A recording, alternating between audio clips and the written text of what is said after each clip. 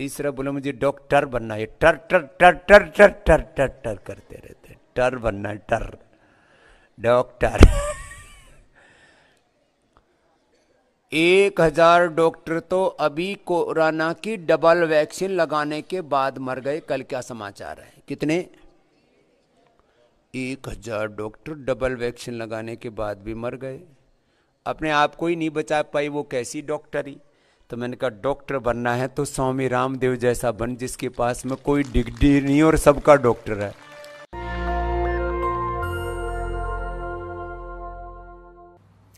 नमस्कार, मैं शंभू कुमार सिंह और आप देख रहे हैं नेशनल दस्तक। इस देश में कानून कैसे काम करता है सो सोचिए। हमारे आपके आम लोगों के खिलाफ एक फेसबुक पोस्ट लिख दिया जाए, FIR हो जाए, कंप्लेन हो जाए, पुलिस उठा के ले जाएगी। लेकिन संबित पात्रा के खिलाफ, रमन सिंह के खिलाफ टूल किट जैसे आरोप में FIR होता है, लेकिन पुलिस गिरफ्तार नहीं करती है, पूछताछ करती है। मैं चाहता हूं कि देश में सबके साथ इसी तरह का व्यवहार हो, कम से कम अगले को मौका दिया जाए। इसीलिए मैं बार बार कहता हूं कि इस देश में जो मनुवादी, जातिवादी लोग हैं, ब्राह्मणवादी लोग हैं, उन्होंने पूरे सिस्टम को निचोड़ रखा है। हैसियत के हिसाब से, जाति के हिसाब से, धर्म के हिसाब से यहाँ फैसले होते हैं।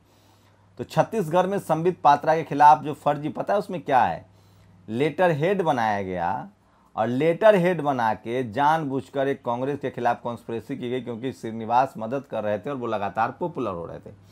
कल पिंकी सराहिया ने एक बढ़िया पोस्ट लिखा है कि हिंदू बनो, धर्म, हिंदू एकजुट हो जाओ, हिंदू मजबूत हो। फायदा क्या होगा हिंदू मजबूत होने से, हिंदू एकजुट होने से? बीजेपी को वोट मिलेगा। बीजेपी को वोट मिलेगा तो क्या होगा? उसकी सरकार बनेगी। तो हिंदू एक हो जाओ भी एक टूल किट है बीजेपी RSS को मजबूत करने का। अब SC ST OBC माइनॉरिटी को सोचना है कि इस टूल किट को आप मजबूत करेंगे तो आपका बीजेपी कैसे जीत। बीजेपी के नेता क्या करते हैं? आरक्षण खत्म करते हैं, निजीकरण करते हैं, जातिवाद को बढ़ावा देते हैं। तो ये भी एक टूल किट है, समझिए। और रामदेव ने तो हद कर दी है।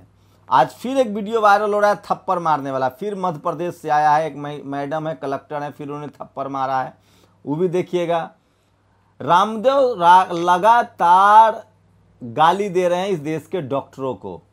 आप सोचिए, वो तमाम लोग जिनका डॉक्टरों से पाला पड़ता है, सोचिए खुद रामदेव डॉक्टर के इलाज, याद है जब डंडा पड़ा था उनको रामलीला में तो डॉक्टर के पास गए थे। अभी उनका बालकृष्ण बीमार हुआ था तो डॉक्टर के पास गए हैं। अभी उनका एक CO मर गया कोरोना से, रामदेव का, बचा नहीं पाए।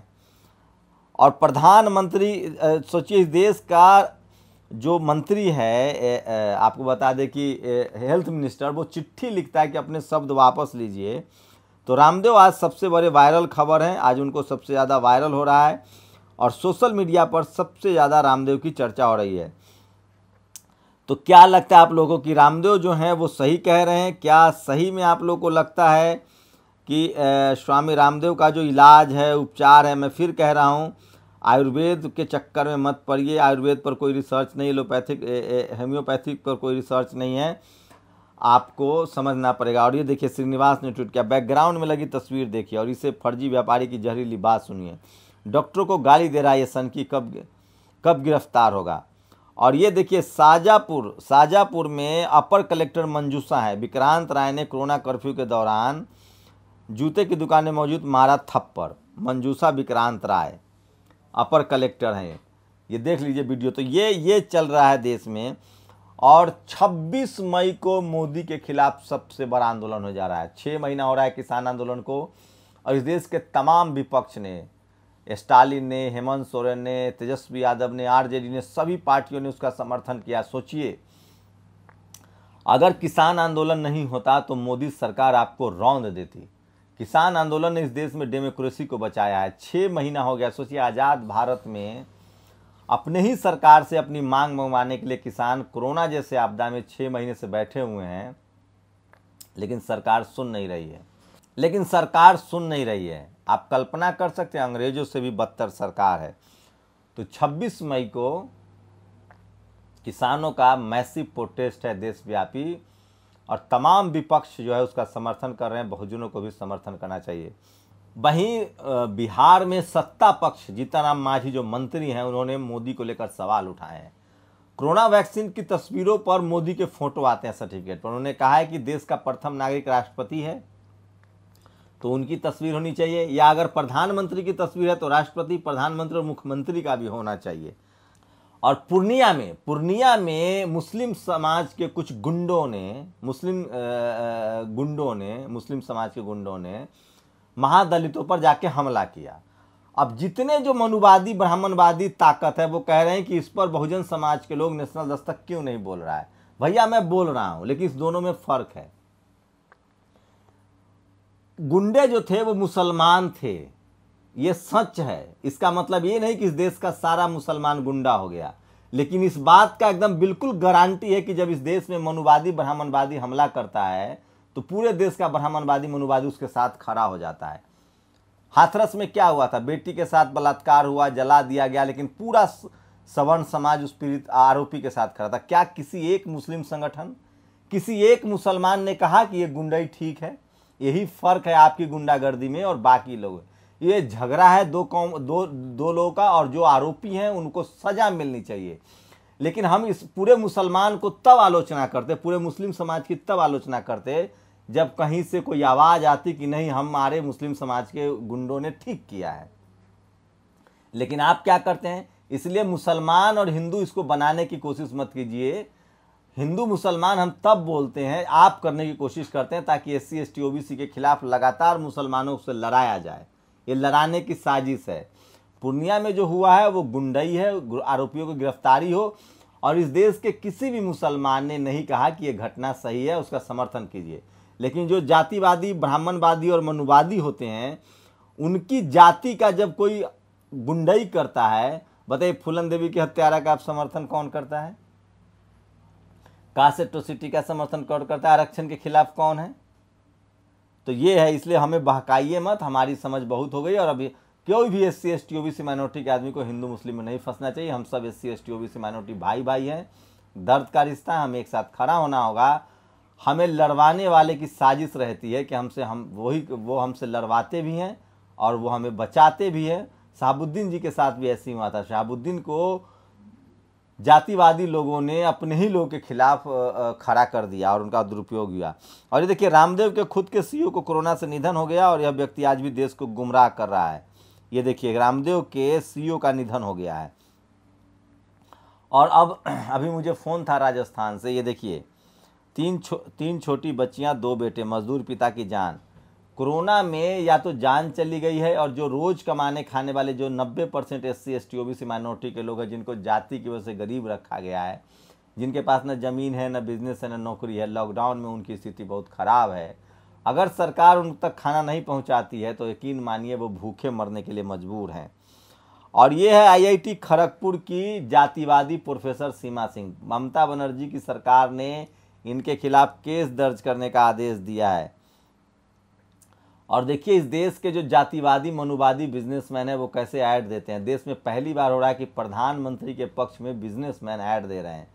वो तमाम लोग जो इस सरकार से सहमत नहीं है उनको इनका सामान इस्तेमाल नहीं करना चाहिए। और ये देखिए किस तरह से मैं लगातार कह रहा हूँ। और यूपी, और देखिए आप कोरोना से मर रहे हैं, लाशें दफना रहे हैं, लकड़ी नहीं है। और बीजेपी का यूपी चुनाव को लेकर तैयारी हो रही है। कल मोदी, अमित शाह, कोई उनका प्रभारी उभारी, JP नड्डा, सबकी बैठक हुई है, तो उनकी तैयारी जो है वो शुरू हो गई है। कोरोना से बड़ी तादाद में हुई मौत की जिम्मेदार सिर्फ मोदी सरकार है। सामूहिक जिम्मेदारी का अगर अपनी जिम्मेदारियों से पल्ला न भारें। और ये तमाम खबरें जो मैं सोशल मीडिया पर आपके लिए लेकर आता हूं। और ये देखिए लॉकडाउन में 13 साल की बच्ची है जो राधा, जो पंजाब की हैं, और ये इन्वेलप बेचकर अपने परिवार का ज़िंदगी चला रही हैं। बड़ा कन्फ्यूजन है भक्तों में। कोरोना को कहीं देवता मान रहे हैं तो पूरा पूजा भी शुरू हो गया कोरोना को लेकर। और डॉक्टरों को गिरफ्तार करने वाले पुलिस अगर कोरोना संक्रमण, झांसी में तो योगी जी ने डॉक्टरों को ही गिरफ्तार करवा दिया। और तेजस्वी यादव ने पूर्णिया घटना की पुरजोर निंदा की है, गुंडों को गिरफ्तार करने की मांग की है।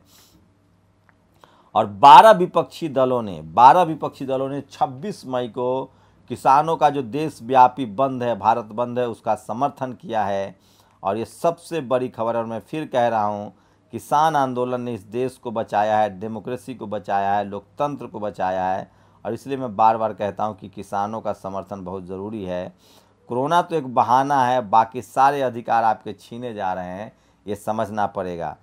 तो कोरोना में भी यूपी में मतलब ये कह रहे हैं कि कोरोना है तो किसान आंदोलन न करे, लेकिन यूपी में चुनाव की सरकार, तो सरकार मोदी जी के लिए आपकी प्राथमिकता क्या है, यूपी चुनाव या कोरोना?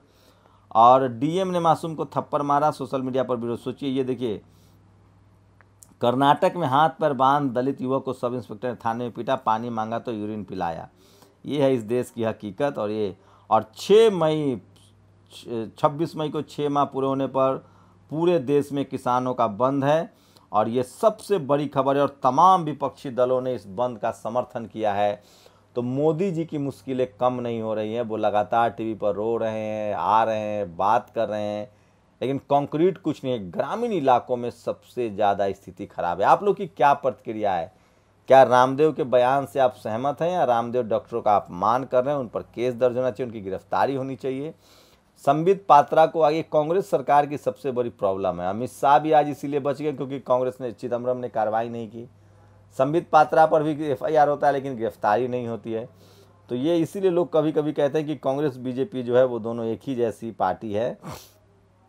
मैं फिर कह रहा हूँ, इस देश में जाति के हिसाब से सारे फैसले होते हैं।